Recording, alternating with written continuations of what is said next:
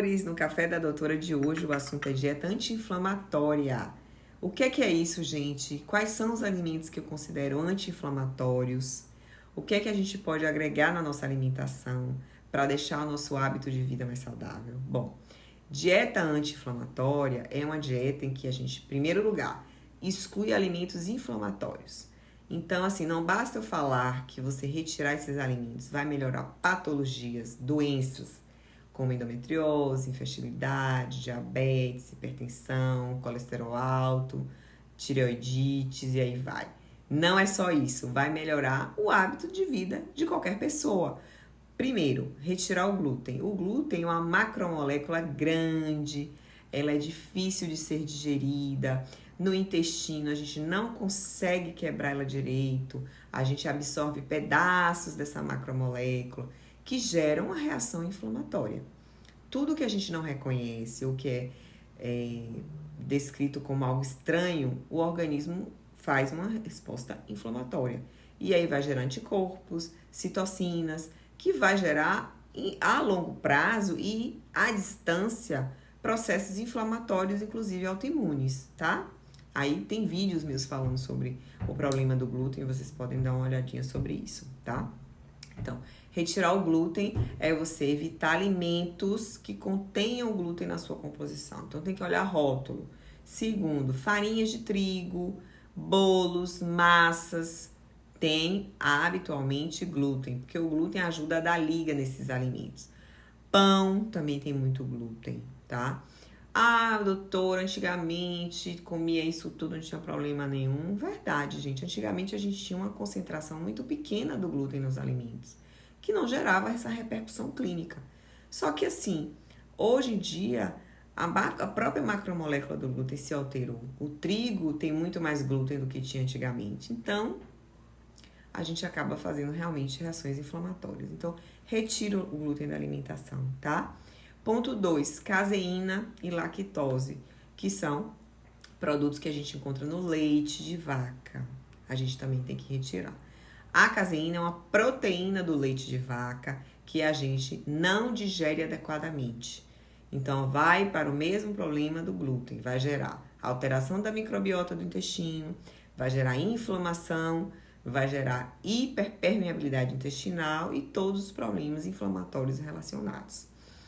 2, lactose é um carboidrato do leite de vaca, porém a gente tem poucas enzimas, a gente perde essa capacidade enzimática. Na verdade, a gente não tem muitas enzimas para quebrar a lactose, porque nós não somos bezerros, né? Nós somos humanos. O ideal é a gente só ingerir realmente o leite de origem humana, que é na época que nós somos bebezinhos. Então, depois disso, o ideal é não ingerir leite algum, inclusive, principalmente o leite de um outro ser vivo que a gente não tem enzima adequada, que é a lactase, a gente não possui adequados níveis de lactase, então a gente não digere bem a lactose. Eu já falei também dos inúmeros problemas de lactose. O mais comum são os problemas das mucosas, rinite, sinusites, dermatites, enxaqueca, tá bom? Outra coisa que eu queria falar quando eu falo muito de dieta inflamatória é que a gente precisa diminuir os junk foods, que são as comidas rápidas, McDonald's, hambúrgueres, sei lá, todas essas formas de alimentos muito rápidos não são muito bons para o organismo, são inflamatórios, não são o ideal. Então, se você puder retirar da alimentação, seria interessante. Produtos industrializados também é interessante retirar, porque tem muito produto químico adicionado, muito corante, vai ter também compostos, né, que são, como eu vou falar, saborificantes, que dão sabor, que viciam também. Então, assim, não é bom também. Então, a gente fala mais, gente, em desembalar menos e comer mais os alimentos que são in natura, as verduras, as frutas, as folhas. Bom, o outro ponto, além de retirar todos esses alimentos que eu falei que são inflamatórios, é a gente incluir alimentos anti-inflamatórios e antioxidantes. E aí a gente tem diversos. A gente vai ter as frutas vermelhas, as frutas roxas, que são ricas em antocianidinas, em resveratrol, que são extremamente anti-inflamatórias e antioxidantes. A gente vai ter também outros alimentos como as folhas, as brássicas, gente, crucíferas, brócolis, couve-flor, couve, espinafre, acelga, os alfaces, todos esses folhosos são ricos em fibras que ajudam o intestino e tem muita concentração de vitaminas e micronutrientes. Então, uma alimentação colorida de frutas, verduras e folhas é interessante, aumenta a sua capacidade antioxidante. Outros alimentos que eu considero que são extremamente anti-inflamatórios são os alimentos como, por exemplo, o cacau. Então, eu gosto muito dos chocolates com a percentagem mais alta de cacau, acima de 70%, porque o cacau é extremamente antioxidante, também é rico em zinco, que é um micronutriente extremamente importante para o metabolismo, para melhorar a antioxidação, tá certo? Para a imunidade. Outra alimentação que é anti-inflamatória, as oleaginosas. E aí eu vou retirar desse rol o amendoim, porque a gente tem um amendoim muito contaminado por um fungo que tem uma aflotoxina. Então eu não vou nem comentar do amendoim, aí daria para um outro vídeo.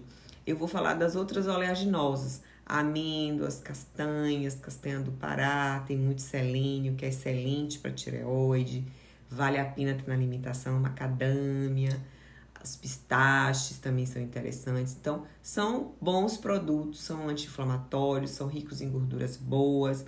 Interessante você colocar na alimentação, melhora a saciedade. Então, para quem está querendo perder peso, colocar as oleaginosas no cardápio também é interessante, tá? Algumas frutas são extremamente inflamatórias. Por exemplo, o abacaxi é rico em bromelina, que é um antioxidante potente, é ótimo para fertilidade. O abacate tem uma gordura boa, poderosa, que é extremamente também antioxidante. Você vai ter as frutas vermelhas, que eu já comentei, roxas. Você vai ter a maçã, que tem ácido málico, que é extremamente importante para os processos de energia celular. Então, assim, uma alimentação boa é uma alimentação rica em frutas, em verduras, em folhas, em legumes e proteínas. Essas proteínas, a gente vai colocar os ovos, que são ótimas fontes de colina, de vitamina D, e ômega também. A gente vai colocar os peixes, que são ricos em gorduras poliinsaturadas. A gente vai colocar os frutos do mar. A gente vai dar uma atenção especial a diminuir as carnes vermelhas e preferência a frango, se for frango orgânico. Tá? Eu acho que de dieta anti-inflamatória que eu tinha para falar é mais ou menos isso. Tá bom?